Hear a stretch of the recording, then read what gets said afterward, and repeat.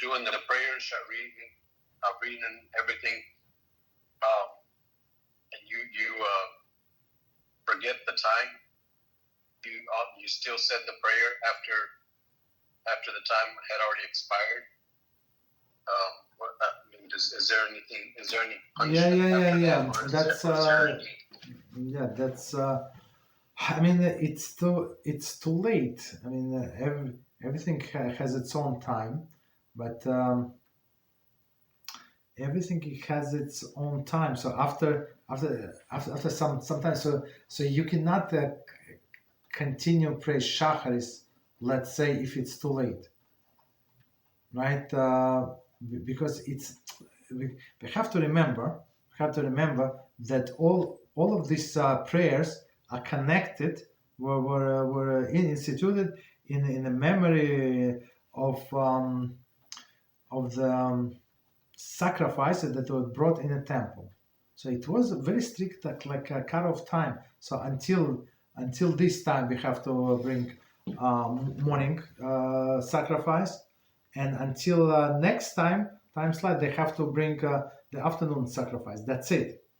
So after that, you're not allowed. So for example, if somebody wants to bring sacrifice, and he brought it, he did everything correctly. He's in a temple, this and that, and Kohen forgot, he slaughtered, but he did not put the animal on the altar. That's it. This guy is out. It does not count as he did brought any sin offering. Let's say if he was bringing sin offering, even though it was not his fault. Of course, it was not his fault, and all is good, but it's not good. In a sense, he has to bring us another offering.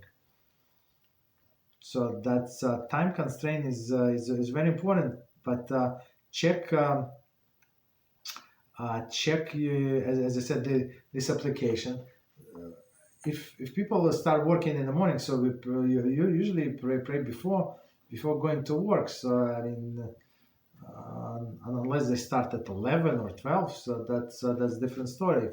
If you start at 8:30, 9 a.m. and you have to travel, so you're never going to miss it the proper time. You're going to pray like 7 o'clock, 6 o'clock in the morning for sure. Like it's the proper time.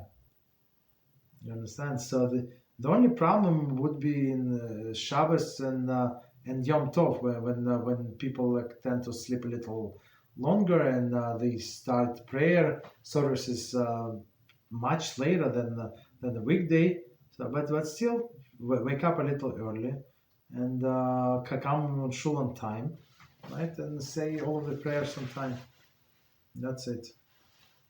But for the beginners, as I said, it's better to cut off some things, right? And until a person gets used, otherwise it's overwhelming. And I understand, and that's I help many people start from from 1 minute, literally from 1 minute, right? And until complete Shacharis prayer.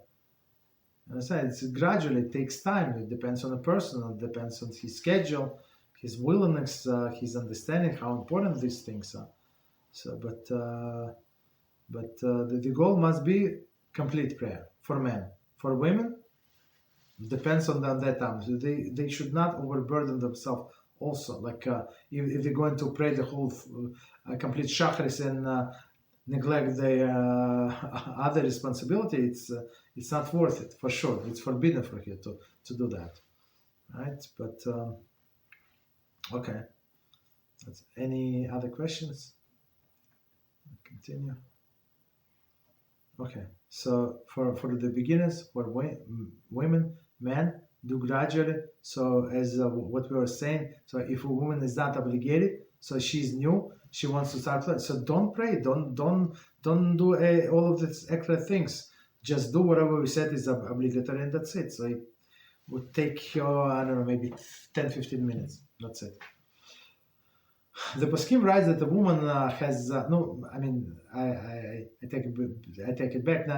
Not 10 minutes, maybe 15-20 minutes a day. That's it.